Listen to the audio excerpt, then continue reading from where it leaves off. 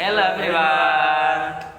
Today we would like to explain about the first one is speech engine, the second one is vowel, the third one is consonant.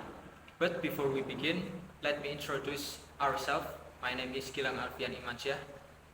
My name is Wildan Nafiul Anam. And my name is Fadhil Amru. Let's get started. Okay, in this segment, I will explain the speech engine, which refers to the part of human body involved in producing speech. First, we have the lungs. The lungs are main source of the air in speech production. This airflow is essential because without air, no sound can be produced. Next, we have the larynx. When air passes through them, they vibrate and produce sounds. This is how voice sounds are created. After that, we have the pharynx. The pharynx is tube-like structure located above the larynx.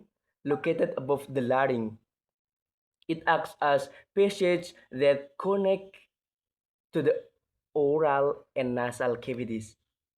It also helps shape to the quality of the sound. Then there is a nasal cavity. This is a space inside the nose.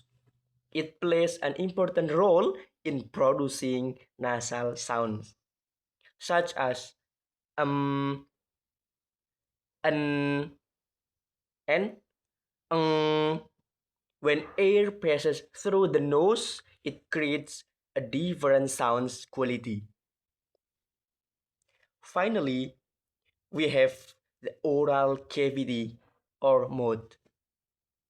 This is where most speech sounds are formed. The tongue, teeth, lips, and palate work together in this cavity to produce different sounds.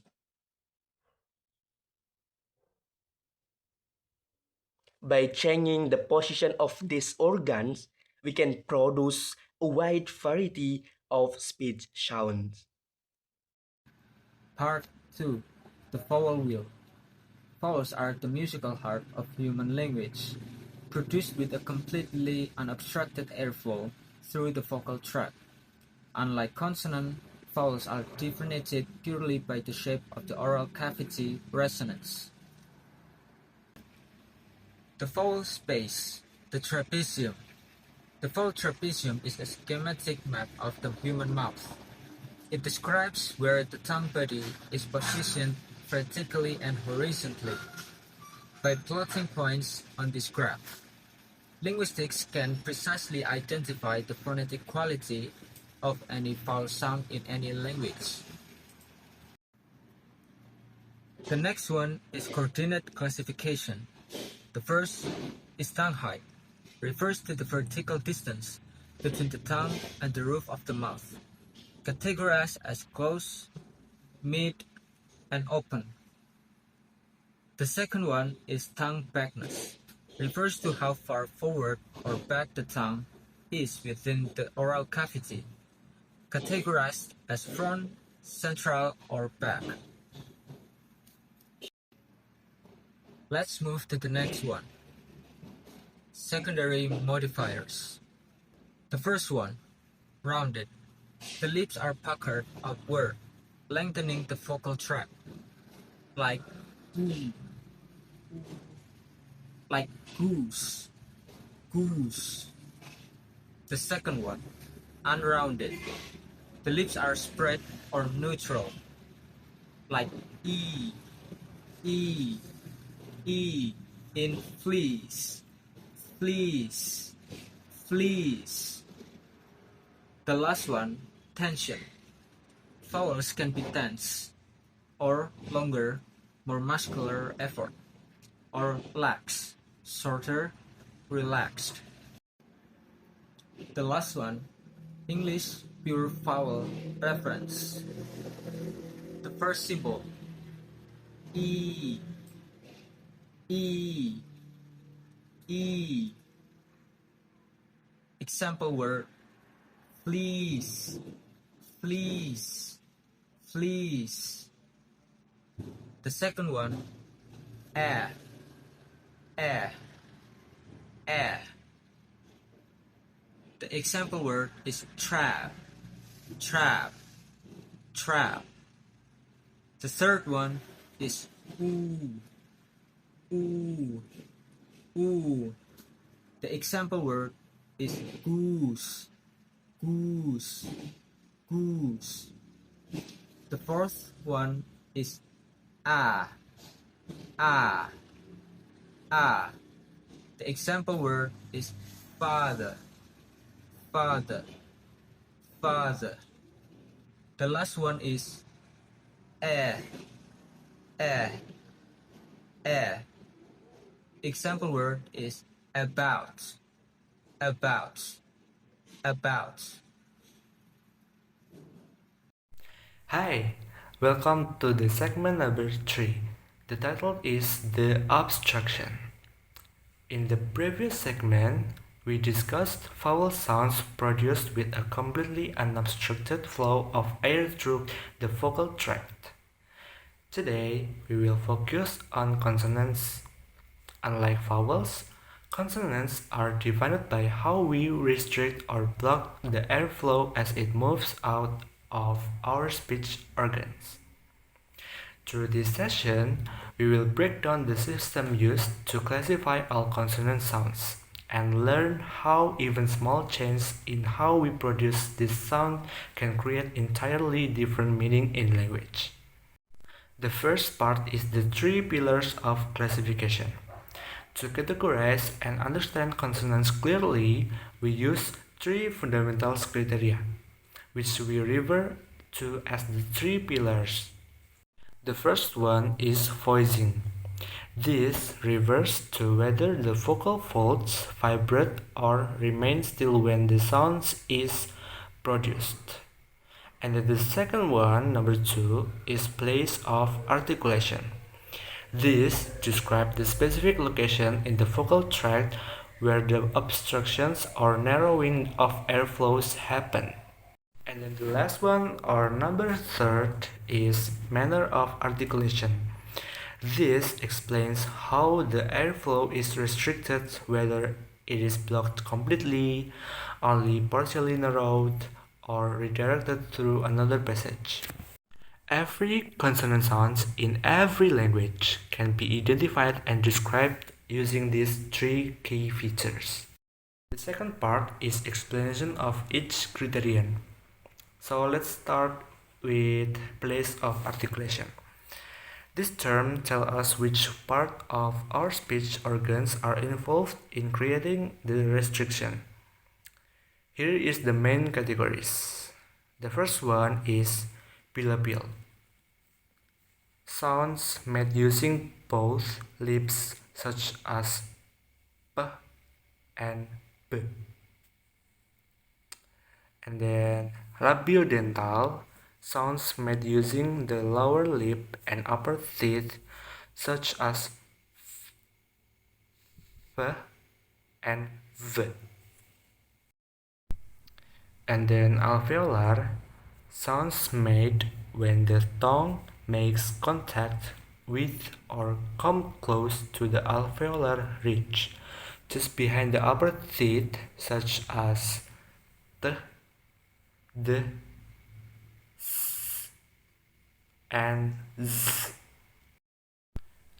Next is velar, sounds made using the back of the tongue and the soft palate, such as k and g.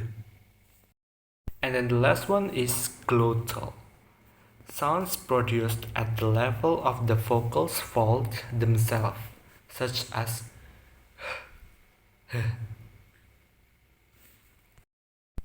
the specific point where we create the obstructions directly determines the unique quality of the sounds we produced.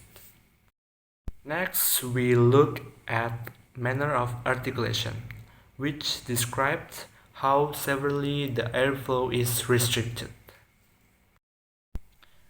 The first one is stops. The airflow is blocked completely for a brief moment and then released suddenly. Examples include p, b, t, d, k, and g. The second one is fricative.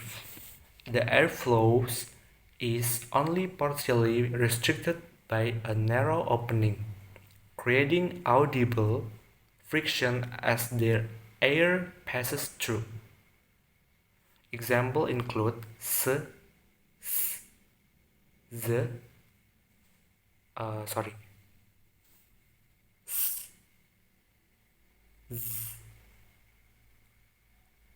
f, and v. F, f, and v. Next is affricates, sounds that begin as a complete blockage and are then released gradually into a fricative sounds. And the nasals, the airflow is blocked from leaving through the mouth and is redirected entirely through the nasal cavity. This happens when the soft palate is lowered. Examples include m and n. And the next is liquids. The airflow is only slightly restricted and flows smoothly around the sides of tip of the tongue. The next one is liquids. The airflow is only slightly restricted and flows smoothly around the sides or tip of the tongue. An example is L. And then the last one is glides. Glides or glides. Sounds produced with very little restriction, making them sound almost like vowels. True, they function as consonants. Example is w and z, we, and z. Finally, we consider voicing. As air moves from the lungs up through the larynx, two things can happen. Number one, if the vocal folds are held close together and vibrate rapidly as air passes through, we produce voice sounds. And if the vocal folds are pulled apart and remain still, allowing air to pass freely without vibration, we produce voiceless sound. Part number 3 is phonemic contrast and meaning. Now, you might ask, why does this classification matter? The answer is in the concept of phonemic contrast. This principle proves that changing just one features of a sound, whether it is voicing, place, or manner, can completely change the meaning of a word. We see this clearly through what are called minimal pairs, words that differ by only one single sound. Let us look at this example. The first one is the difference between p, voiceless, and b, voiced. Change the word pin into bing. The second one is the difference between s, voiceless, and z, voiced. Change seal into zeal. The difference between k, voiceless, k, k, voiceless, and g, g, voiced. Change cap into gap. And the last one is the difference between t, voiceless, and d, d, voice, change tan into dan. These examples shows us that these small phonetic details are not just technical rules, they are essential tools that help us distinguish meaning and communicate clearly. Now, to summarize what we have covered in this segment, consonants are sounds produced by restricting or obstructing airflow. We classify them based on the three criteria. The first one is voicing, and then place of articulation and manner of articulation.